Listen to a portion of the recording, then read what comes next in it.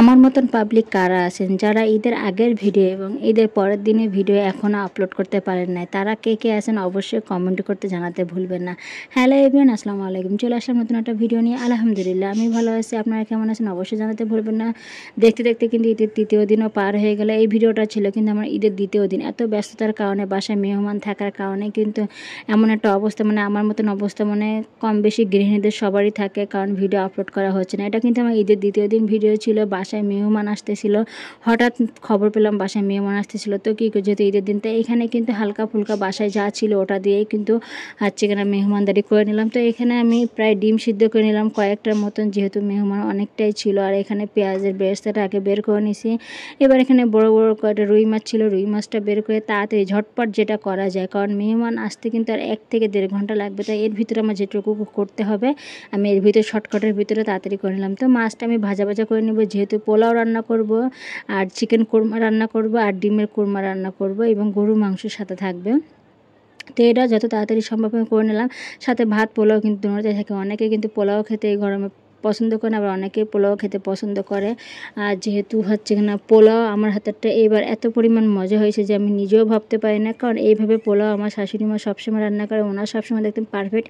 আমি সাদা পোলাও খুব কম রান্না করতাম, কিন্তু মিক্সড বিরিয়ানি তেহারি এগুলো কিন্তু মোটামুটি আমি করে নিতে পারি, কিন্তু সাদা পোলাওটা আমার মানে আম্মার হাতের মতন মজা আমার হয় না। কিন্তু কয়েকবার 2বার রান্না করার পর একটু সমস্যা হওয়ার পরে এবার একদম পারফেক্ট একটা পোলাও রেসিপি হয়েছে, যেটা খেয়ে সবাই কিন্তু মাশাআল্লাহ অনেক ভালোই বলেছে। আর দেখতেও কিন্তু অনেক সুন্দর, আর খাইতেও অনেক লোভনীয়। তো এখানে কিন্তু আমি মাংসটা করে নিলাম, ধুয়ে নিলাম। ধুয়ে নেওয়ার পরে কিন্তু আমি ডিমের কোরমা রান্না করব।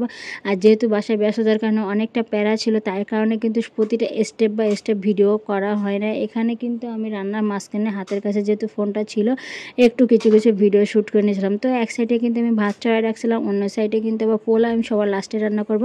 এখানে আমার ডিমের কোরমা কিন্তু আমি নারকেল দিয়ে রান্না করেছিলাম। অসম্ভব মজার একটা রেসিপি, যেটা আমাদের প্রায় সাতক্ষীরার একদম বিখ্যাত রেসিপি বললেই চলে। এটা কিন্তু মেহমান গেলে বাসায় থাকবে। আর এখানে কিন্তু আমি পোলাও রান্না করতেছিলাম। পোলাওটা রান্নাটা একদম ঝুরঝুরা, অনেক মজা হয়েছিল। যারা পোলাও রেসিপিটা এরকম ঝুরঝুরা রেসিপি করতে পারে না, তারা কিন্তু অবশ্যই কমেন্টে জানিয়ে দেবেন। আমি কিন্তু ডিটেলসে বলে দেবো কীভাবে পোলাও ঝুরঝুরা এবং অসম্ভব মানে পুরান ঢাকার মতন পোলাও আপনি খেতে পারেন, এবং ঝুরঝুরা খাইতে কিন্তু পুরান ঢাকার মতন মজা। তো এখানে কিন্তু আমি অনেক ব্যস্ততার কারণে বেশ কয়েকদিন ধরে কিন্তু আমি ঈদের আগেও অনেক ভিডিও দিতে পারি না, ঈদের পরেরও কয়টা ভিডিও শ্যুট করা ছিল সেগুলো দিতে পারি না, মানে ঠিক মতন আপলোড করা হচ্ছে না। যখন রাত্রে, যেহেতু ভিডিওগুলো আমি রাত্রেই সব এডিট করি, তো রাত্রে ইদানিং বিছানায় আসলে বাবুরে ঘুম পাইতে আমি নিজেই কখন ঘুম পড়ে যাই, এইভাবে দেওয়া হয় না। তা আমাদের মতন যারা গৃহিণী আছে, কন্টেন্ট ক্রিয়েটর, তাদের কিন্তু এই প্রবলেম সবারই হয়েছে ঈদের। আমার মতন কে কে পাবলিক আছেন যে ঈদের দ্বিতীয় দিনে ভিডিও, ঈদের চতুর্থ দিন তৃতীয় দিন দিতেছে, ঈদের ভিডিও আপনি দ্বিতীয় দিন তৃতীয় দিন দিতেছেন, এরকম পাবলিক কারা আছেন অবশ্যই কিন্তু জানাতে ভুলবেন না।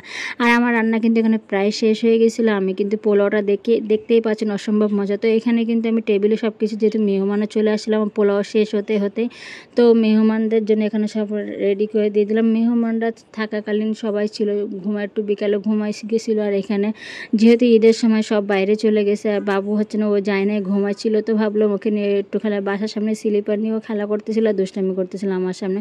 তো যেহেতু বাসায় কেউ ছিল না, সেহেতু কিন্তু আমি ওর সাথে একটু সঙ্গ দিচ্ছিলাম, সঙ্গ দিয়ে ওকে খেলায় একটু করতেছিলাম, যাতে একটু মনটা ভালো হয়। তো ভিডিওগুলো ভালো লাগলে অবশ্যই লাইক কমেন্ট করে শেয়ার করবেন। আর আল্লাহ হাফেজ, সবাই ভালো থাকবেন। কে কোথা থেকে দেখতেছেন অবশ্যই জানাতে ভুলবেন না।